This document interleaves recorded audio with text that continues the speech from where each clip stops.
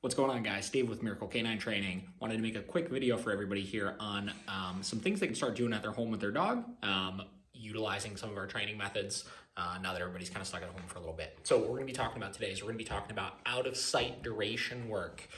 This is a really essential tool, being able to put your dog in a bed stay, a sit stay, a down stay, whatever it may be, and having that dog be able to hold that position while you're out of sight. This is very beneficial for dogs that have separation anxiety issues, rushing the door, struggle with impulse control while cooking, eating, things like that. So we'll show you some techniques on how you can be able to work through that stuff here. Now, there are a couple prerequisites that your dog needs to know in order to work through this kind of stuff. Prerequisite number one, this is under the assumption that your dog has done some degree of training, preferably with us. This is under the assumption that they know our communication system. They know, the no marker with the e-collar correction. They know the good marker with food, and they have a general understanding of these commands already. So this is not about teaching the bed stay or teaching the down stay or the sit stay or anything. This is about proofing those things. So make sure your dog is fluent in those commands first and foremost.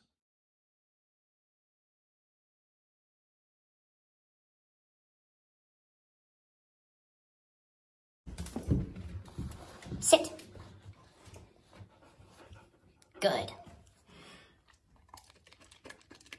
Prerequisite number two, we want to make sure that your dog has a general baseline understanding of holding a position. Again, if they've been trained with us already, they know this. We want to know that they understand when given a command, they are expected to hold that command until told otherwise. So just being able to put them in command, walk around the room, come back, release them. As long as they're fluent in that, we're good to go.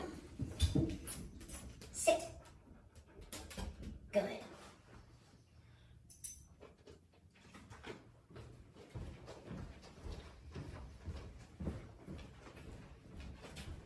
Good.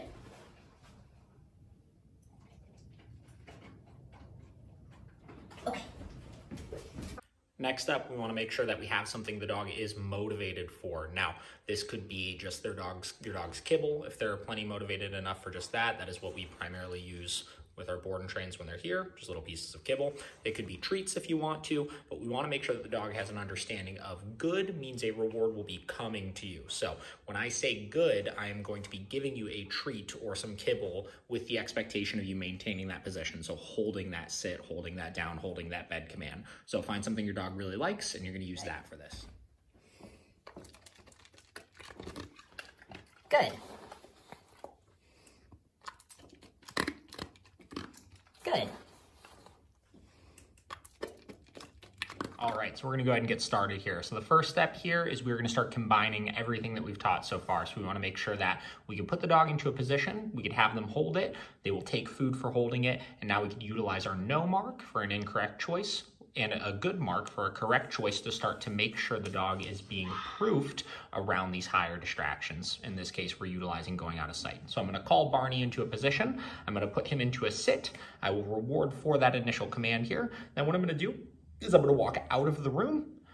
If he gets up while I walk out of the room, I'll mark with no.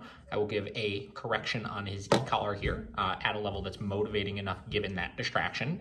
Again, keep in mind if your dog has separation anxiety issues or anything like that, that level may need to be fairly high for something like this. Then what I'm gonna do is I'm gonna casually take him back to the same spot he was in, put him back into that position, try again. Once I can walk out of the room, with him holding position, I'll come back in, I'll reward for that, I'll put him into another command, and then we'll try again. So let's get started. Okay, so we're gonna start with Kona here. We have her currently stationary on a bed. We have some of her kibble here we're gonna be using for rewards, and then we have an e-collar that's set to a level that she's motivated by. So we're gonna go ahead and get started here. Kona, come.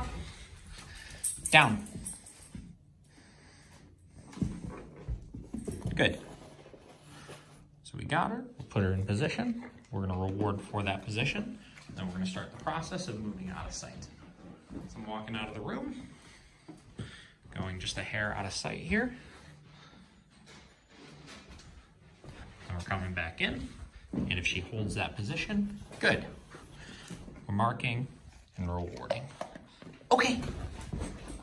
Kona, bed. Down, good. Next, we're gonna do it on our bed command, and this time we're gonna make it a little bit longer for her. So we have her on position, walking out of sight. So I'm gonna go down the hallway a little bit.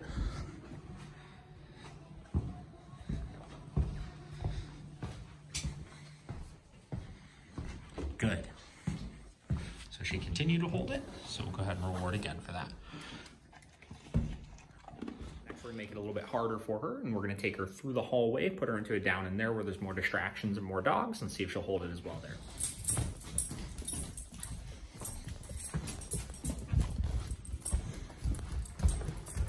Kona down.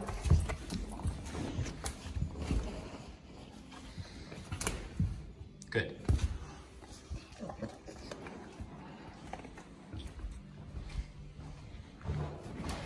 No. So mark no. Gave a tap on my e-collar. Kona, come. Down. Good. I'm putting her back into the exact same spot that she was in.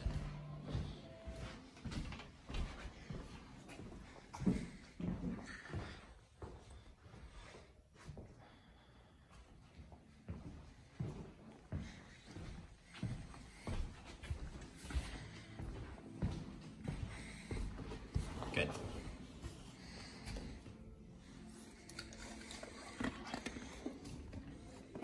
Okay. I'll try one more with her. Down.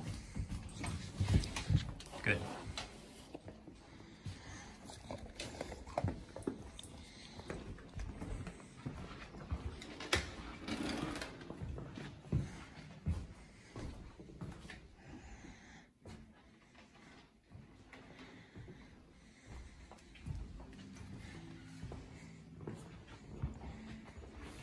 Good.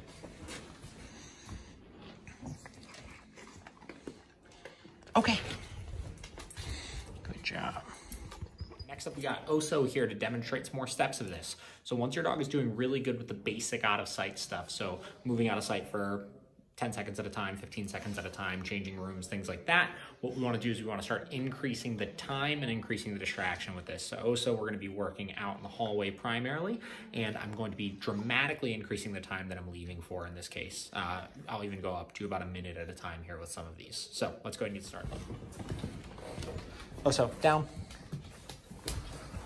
Good.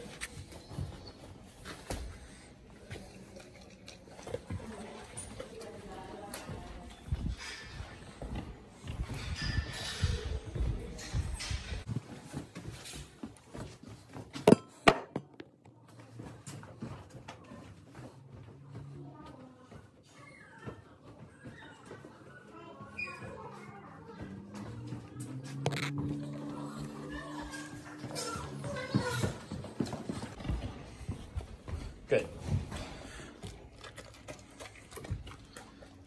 Okay.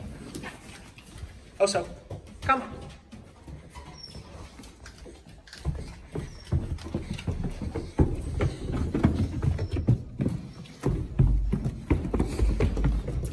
Down. Good.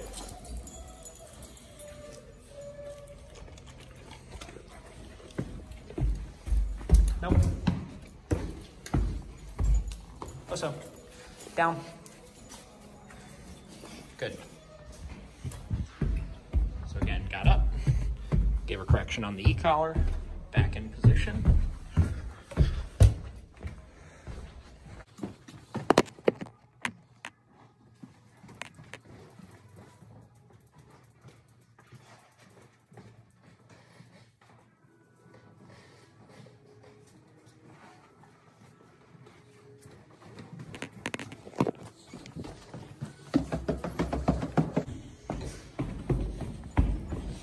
Good.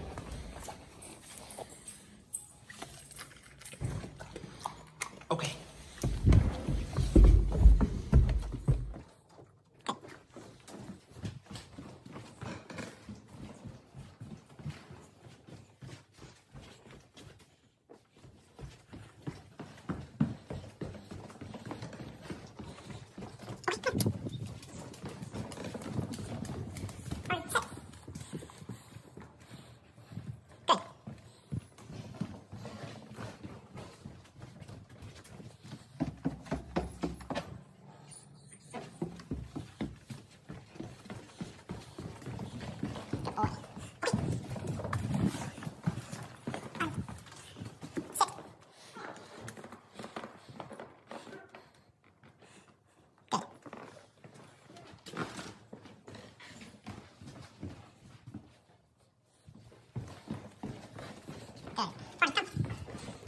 have it. A little bit of tips on how to improve your dog's duration work with their bed stays, their down stays, their sit stays, any of the above.